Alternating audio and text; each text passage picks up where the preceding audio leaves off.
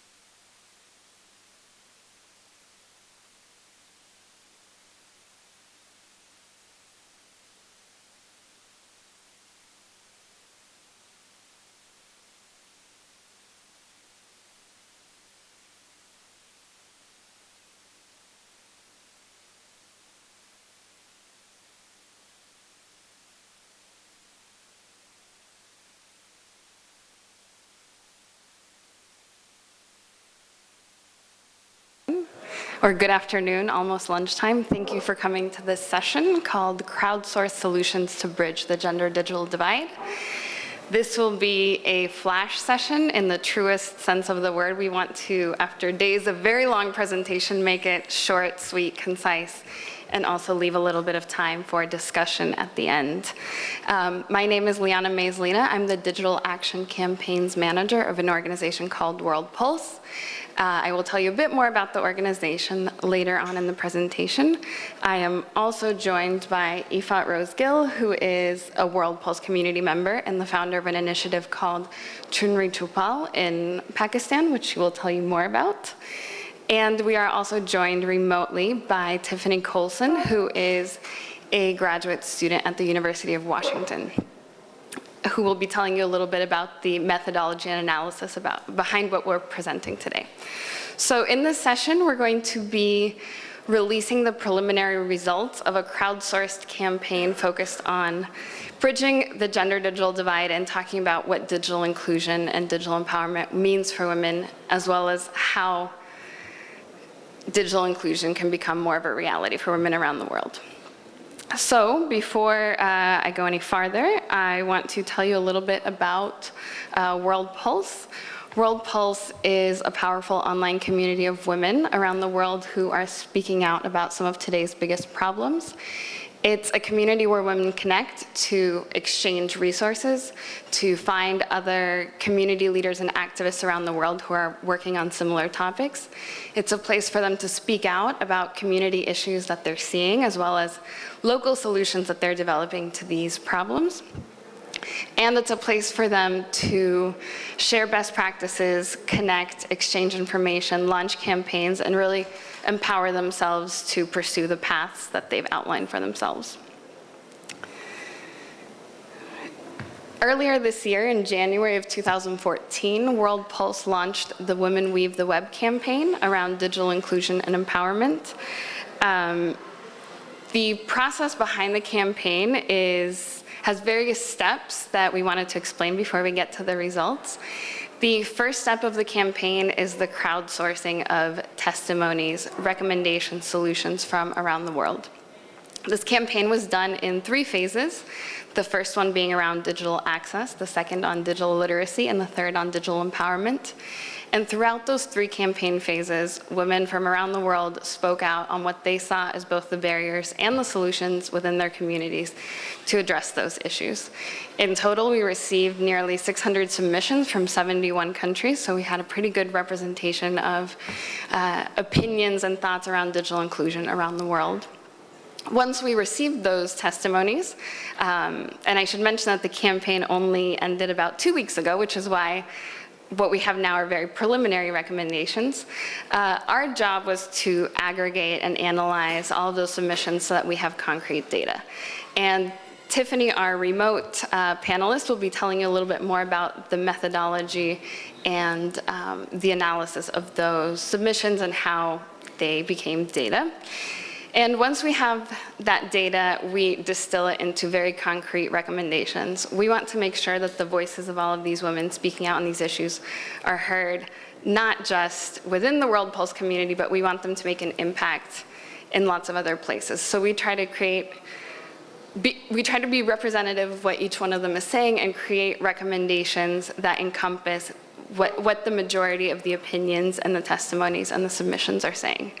And last but not least, once we have those recommendations, we deliver the findings to some of the partners that we work with that range anywhere from advocacy organizations to forums like this one, to WSIS, to many others, tech companies, international organizations, anyone that is somehow involved in decision-making and could possibly use these recommendations as a toolkit to move forward the digital inclusion agenda for women. So these are some of the key partners that have worked with us on this campaign. I see some of them in the room, which is fantastic. These partners have supported the campaign in many different ways, but as I was mentioning, one of the most important ways for us is that they help to amplify these voices. So once we have gathered all of this information and all of these voices, they help us make sure that these voices are heard where they really matter and where they can make an impact on a global level. So now that you have a little bit of information about the campaign and how that works, I'm going to pass it over to Tiffany Colson, who was our wonderful analyst of all of the submissions, and she will tell you a bit more about her participation and her method for analyzing all the submissions.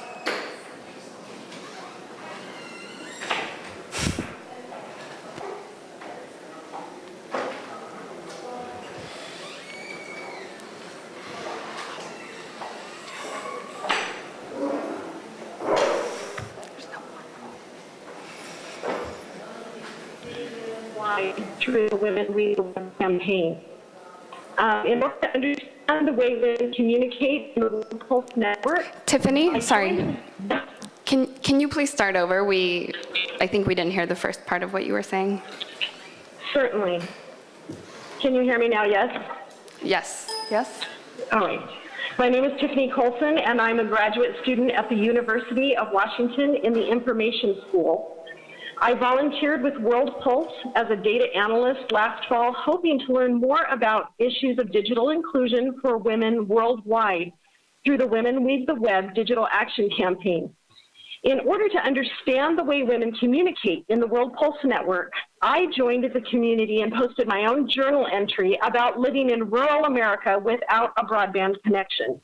That experience greatly influenced my methodology for evaluating the journal entries that I would receive weekly for the next 7 months. My methodology is really built on the idea that the women who submit entries are not research subjects, but are sharing knowledge within an online network.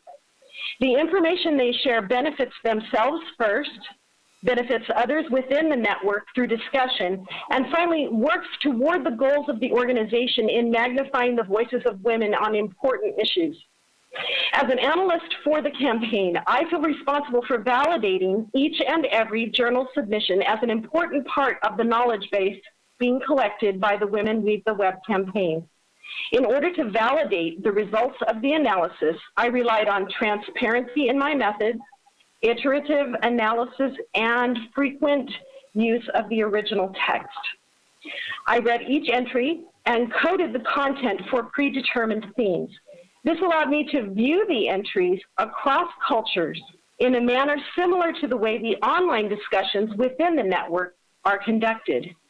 While I started coding for only 6 themes related to barriers to digital access, by the end of the campaign, I was attaching codes for almost 60 themes and sub-themes from all 3 phases of the campaign, as well as specific partner themes. Each entry was read many times throughout the process as I looked for different content. I then employed a visual analysis software tool called 19 for distant reading of the data by combining groups from my codes, along with the use of basic text filtering and the ability to read the original text. Finally, I wrote action statements from what I learned for each phase of the campaign. Now, action statements might be based on the frequency of a suggested solution or on the relevance and scope of a single solution. Regardless of how they were determined, each action statement remained grounded in the data as it was accompanied by a representative journal submission complete with the woman's name and a link to her original entry. Among the challenges of analyzing such a large qualitative data set were translating entries in 5 languages, so all entries would be included with any text filtering. Also, in addition to predetermined themes, additional emergent themes were noted, which needed to be brought forward and highlighted. For example, one of these was the issue of LGBTQ advocacy in various countries, and also there were issues around environmental aspects related to internet use. My experience analyzing data for World Pulse has been remarkable in changing my view of the challenges women face worldwide. Being immersed in a solutions-oriented data set highlighted for me the power women have to change the world in both their own communities and across the globe. Thank you. Thank you, Tiffany, for telling us a little bit about the methodology you used to analyze all of the data.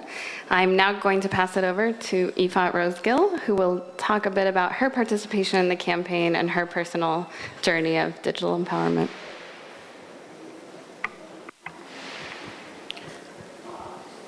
Good afternoon, everyone. My name is Ifat Rosegill. I am the founder of an initiative called Chunri Chapal. I'm also the World Pulse Ambassador from Pakistan. My story is more personal, so please don't worry if you don't find it very much like the other sessions. I moved to Pakistan from Europe when I was 18. Which was a bit of a shock to the system, but after overcoming that initial shock, the thing that kept me very much in connection with the rest of the world and a lot of international communities was, of course, internet. I fortunately had access to a computer and an internet connection. I was considered to be one of the lucky ones, coming from a rural and suburban background. And this empowerment, the digital empowerment, or my access to the technology, enabled me to do some work both in the community to help other women who had no access to technology or even education at a lot of times. But very soon, this access and empowerment that I had, which of course allowed me to speak at different forums about the problems of my community and the women in my community, very soon it was seen as a threat by a lot of the family members and a lot of other people in the community, because they did not like it that women or a young woman was becoming empowered like this, and they were not. So it did not go down too well. We all know how it feels like to have the internet blocked or to be under surveillance. So I faced that on a personal level. At some point, I was told that I'm not allowed to use the technology. I'm not allowed to be on the internet because if I become too empowered, then I might not conform to the social and cultural norms. But luckily for me, that period of surveillance and internet block was brief, and I could go back to my work. But it took a lot of negotiations, and I would like to tell you about one of the most powerful trainings that I came across through the internet. It was World Pulse's Digital Empowerment and Citizen Journalism training. Now, this training allowed me to share a lot of the stories from the community of the problems of women, what they were going through, how they were not covered, their stories were not covered by the local media. As I started covering those stories through this training program, more and more women approached me and said, we would like to do the same, we would like to be part of such a training as well. Unfortunately for us at that point, we did not have the resources to train too many women, but because of the empowerment I got from this training, I decided to start a similar initiative in my community for the rural and suburban women of Pakistan. We decided to start a citizen journalism and digital empowerment training, but the problem was we had no equipment, access to both the physical infrastructure and the resources or resource persons was a bit of an issue for us. So we decided that we would create a possibility for these women to come and train in a center which was only for women, because it is really unheard of to go to male-frequented cyber cafes that exist in the community. There are security and personal safety risks for women, And B, which is I think more stronger reason for them not having access, is the social and cultural norms. They're not allowed to go to these places, even if there is any slight possibility for them to have such an opportunity. So we decided to come up with this center, and it was really welcomed by the local women, and the local community initially was not too happy with it, but the women were very happy that they had finally the opportunity to have access to such trainings which would help them excel especially in their professional lives, because if they don't have such an opportunity, they of course end up being at home and eventually getting married at a young age, and any chance of having any sort of career is gone after that most of the times in my culture. So through this training program that we introduced, we started with 25 women.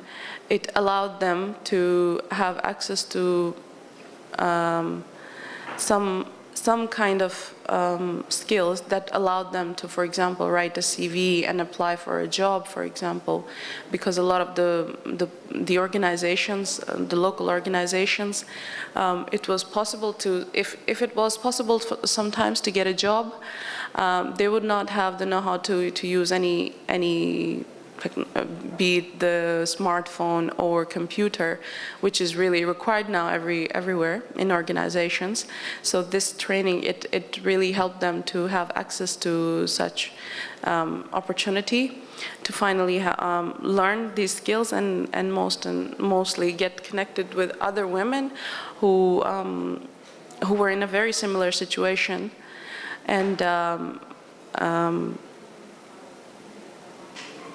I think we need more of more of such programs. I would also like to mention the Women Weave the Web campaign that World Pulse just closed now. This campaign, it helped us a lot to hear more from women about what other problems they are facing, because there is one aspect that we solved or tried to solve through our Community Technology Center for Women, but there are so many other issues like infrastructure, which is beyond our control, and we cannot do anything about that, about the physical infrastructure.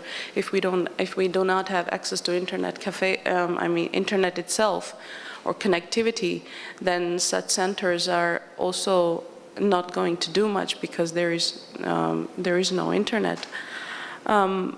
So I would like to conclude with this statement that I think we really need to empower local women leaders who are doing efforts on an individual level in their communities, and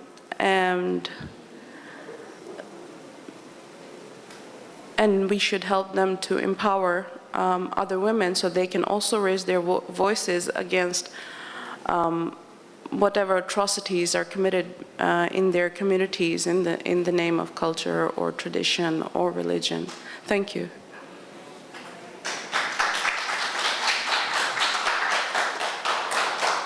Thank you, Ifat, for sharing your story. Up next, we're going to actually dive into these preliminary recommendations. As I'd mentioned, the final recommendations will be coming out at the end of this year. If you are interested, you are welcome to come up later and grab one of these brochures. There's a QR code where you can sign up to receive the final recommendations package once it's ready at the end of this year. And last thing I would like to mention before we jump in is that World Pulse strongly believes that every woman speaks for herself. So in sharing these key recommendations, as well as quotes and stories around the recommendations, they will not be read by me, but rather each woman will be saying them herself. So even though you only see two panelists here, there's many more women behind the two of us who will be sharing their recommendations. Champion mobile technology to facilitate women's online access. Local public libraries could be a key to providing digital access through innovative methods. In addition to having well-equipped libraries, they could utilize mobile phones to disseminate information to women in the safety and comfort of their homes. In my community, mobile phones are much more affordable than computers.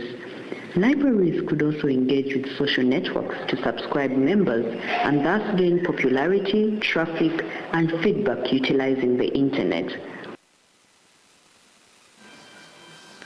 Promote use of social media as a key advocacy tool for women.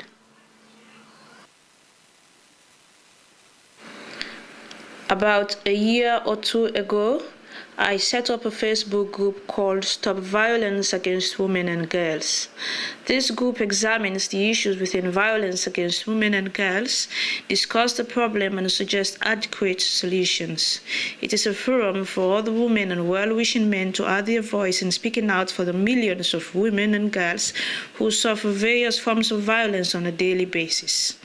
The group encourages members to post articles, commentaries, opinions, and reports, or make personal comments or posts that are related to violence against women and girls. The group has 868 members. Without the internet, I would not have had such a space and been able to reach out to such an audience and from diverse backgrounds. Encourage development and use of digital tools to combat violence against women. I believe it is about time to further strengthen the roles women play in conflict resolution and mitigation within and beyond their communities. Of course, digital tools and web tools come in handy when it comes to raising awareness and building women's capacity, particularly when it comes to knowledge and skills development. I have already taken a number of positive steps in this direction, including using web platforms and tools to create awareness about conflict situations in my community, identify and promote solutions, highlight and support women's roles in peace building, and also explore capacity development opportunities for women who are witnesses, victims, or survivors. Provide training to raise women's awareness of the benefits of the internet. The problem in Pakistan and other remote parts of the world is not only the physical access to the technology and infrastructure. The challenge is also the access to knowledge to implement and utilize such technologies through training, mentoring, and technical support. Create safe online spaces for women to communicate, free of cultural norms and constraints. Technology can help women do away with appropriate answers and give them a window to view the world from any angle and express themselves as they wish with no cultural or moral constraints. Those are the top 5 preliminary recommendations from the campaign. If you are interested in receiving the rest, again, you can scan the QR code. We are pretty much on time. We did start a bit late, so if people can stay to discuss for a few minutes, that would be great. If not, you can come grab me anywhere in the halls. But I did, for those of you who can stay, I did want to open it up a little bit. And instead of having this be a Q&A session, I would love for us to be able to discuss and brainstorm about how recommendations such as these can be really incorporated into the Internet governance framework. How can they be operationalized and made actionable in international processes that are going on and decisions that are going on around the Internet where grassroots women leaders' voices are not usually heard?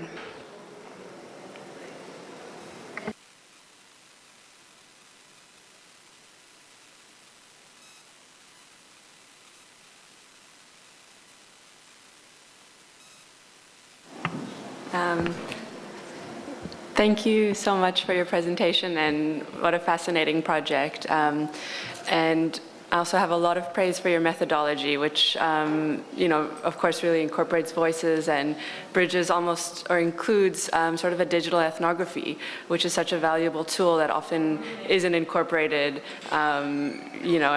surveys and that kind of data collection don't capture the real intricacies of women's lives. So that is really great to see.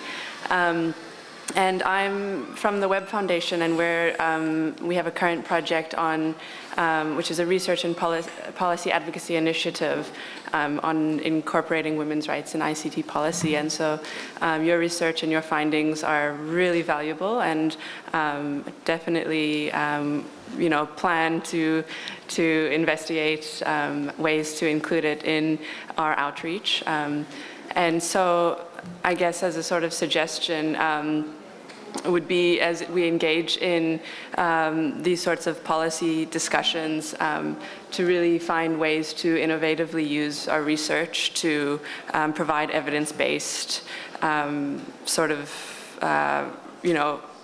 actionable points to be able to discuss and sort of back up and justify with data why it's so important to include women's voices and women's rights issues in policy.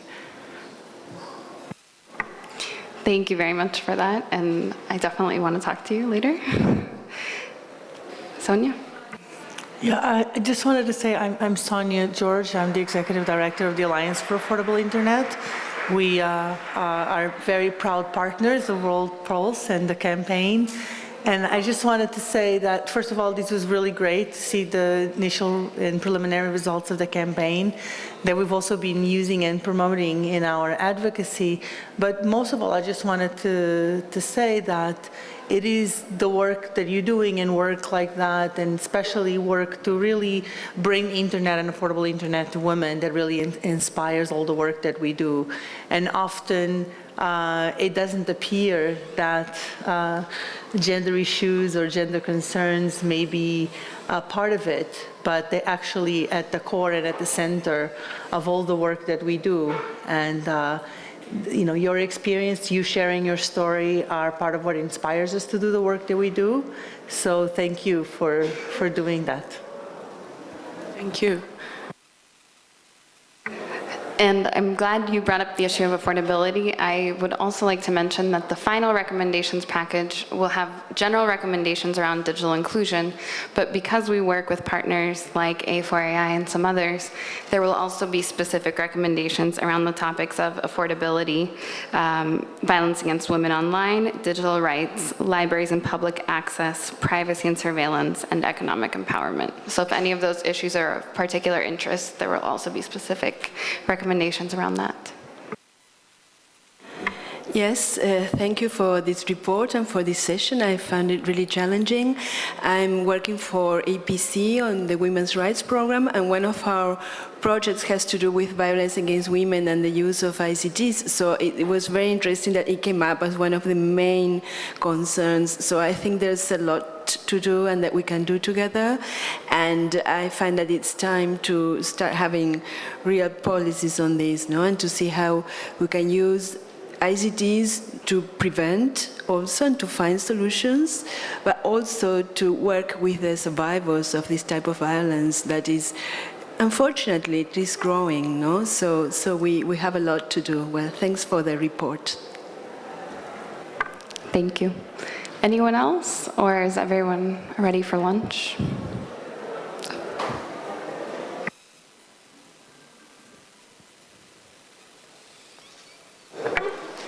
Thank you for your presentation, and I see that this issue are related in the awareness. In my country, in Egypt, very great number of women can't read or write. That's a very big challenge of them. Also, they are very poor, so they haven't any access to internet. Also, they are afraid of violence online. They're afraid of they can't access to internet in safety. We must go on a big campaign to raise awareness of women. I call IGF to go on a big big campaign, very large campaign, to raise awareness how to use internet in safety and how can they use internet to empowerment themselves. In Egypt, we have to go and this, and I call IGF to do it with us. Thank you. Thank you, and I'm glad you brought up other important issues. In addition to affordability, safety it will clearly be one of the recommendations around safety and also literacy. Thank you. And I believe there's one more, yeah.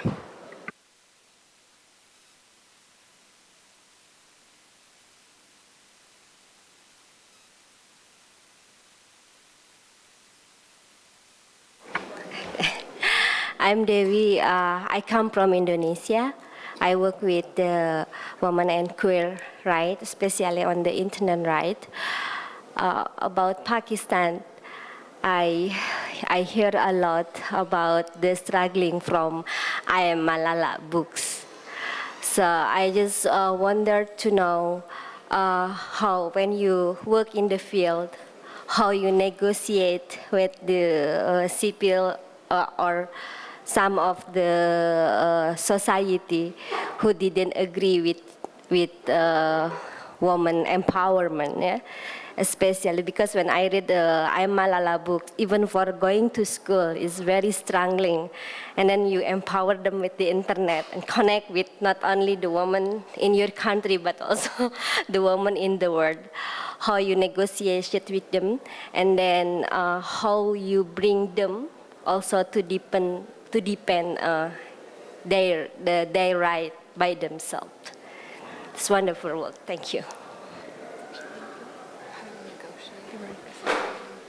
I think part of the answer is what you mentioned, the name. Part of it is girls and young women like Malala. We definitely need more role models in the community, and that is what we use to negotiate with them. We show them the role models, and we see their we show them and speak to them about their achievements and how they're moving ahead in life and how they're making an impact in their life, and that in turn makes an impact in their families, within their families, and ultimately their communities. So I think part of the answer lies in we need to empower more women, and we need to really have more role models and use those role models to move forward. All right, I think we will wrap it up. Thank you for all of you for staying a little bit later, and feel free to come talk to either one of us after the session if you have any more questions or ideas. Thank you.